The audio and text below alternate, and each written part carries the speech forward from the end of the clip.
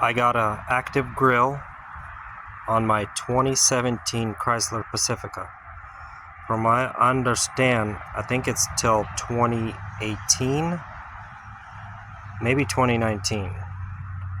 But what happens is when you buy a new active grill, mine is damaged. So I bought a new one and it fits right in, but the only problem is now you have to get a new wiring harness and splice it. So what I would do is you can reuse your old, you just got to be able to take these wires out and switch them out.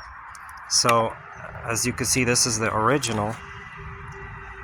It's numbered. You see 1, 2, 3, 4. Well, on the new one, on the I think 2019 and up, they are opposite. So the 4 becomes a 1 and the 1 becomes a 4. So on this tab, this thing it fits right in. So you could see there's a blue.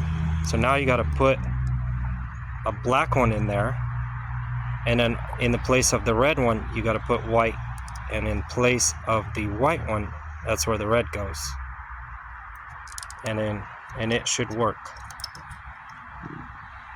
So here I remove my pin connector. I got my 3 wires, and it wasn't too hard. At first I was trying to see if that plastic piece would come out, but all it was just slide this little red piece, and then pull up these little tabs. They're labeled. I got 1, 2, 3, and 4. Pull those up with like a small screwdriver pin, something, and just tug, and the wires came right out. As you can see, here's my original. It's basically to the right, and then the new one is to the left. So here's how it is. The original, before April 10th, 2018, you got number 4, which is blank, 3 red, 2 white, and the first one is black.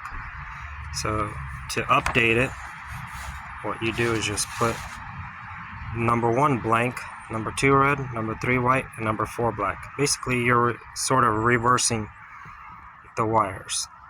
They sell a wiring kit for that, but you gotta special order it, and this is actually not that hard to do. Here I got everything switched out.